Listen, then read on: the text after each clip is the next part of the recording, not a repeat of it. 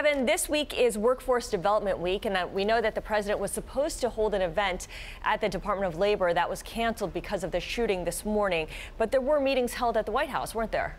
There were, of course, the events of today largely being overshadowed by that tragedy at the baseball field, the congressional baseball field. But I can tell you that top CEOs still gathered for a meeting led by first daughter Ivanka Trump, as well as several cabinet secretaries and representatives from the Department of Commerce, as well as the Department of Labor. Gary Cohn also at this meeting to discuss public and private partnerships to spur apprenticeship program growth. I'm hearing that there could have this announcement and directive coming from the White House regarding these apprenticeship programs as tomorrow. Of course, this big event at the Department of Labor was postponed because of the tragedy. I want to play for you at Lee Steislinger, the CEO of Alltech, an equipment and service provider that works in the Keystone Pipeline as well as the electrical industry fields, had to say following the meeting at the White House with the first daughter Ivanka Trump. Take a listen.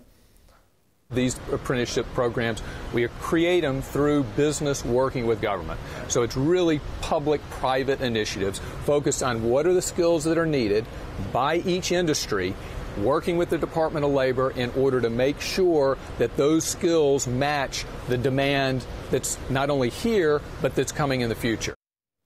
Now, you'll remember that all of this really got started on the campaign trail when then first daughter Ivanka Trump put out this workforce family type of initiative. And then several months ago, you'll remember top CEOs gathered at the White House along with the Commerce Secretary Wilbur Ross to discuss this. It was an area of common ground. The first daughter then, I'm told from a source close to the situation, convened a meeting of her own with cabinet level officials and even took some input from German Chancellor Angela Merkel. All of this again coming to policy.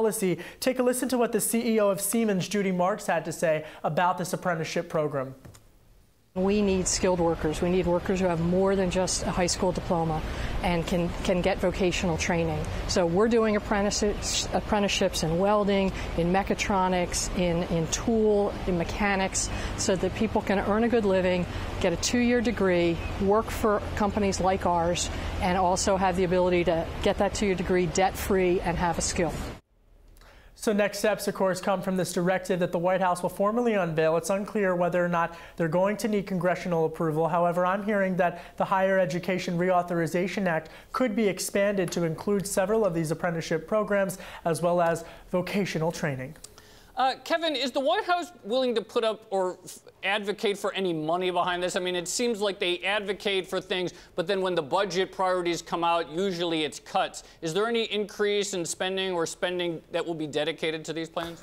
You know, I asked several sources who are working on this matter, both at the Department of Labor as well as some of the CEOs who were in attendance, that very question, because from what I'm hearing is that there are several Republican proposals in the Congress that could be added as a line item, a budget item to the budgetary process. But quite frankly, the business sector is not holding its breath for congressional support. We all know how Congress and how slow they move. Instead, they're hoping that a directive from the White House that could spur these types of initiatives between the private sector as well as the government sector, that public-private partnership will be able to ultimately lead to more expansion in vocational as well as apprenticeship-style programs.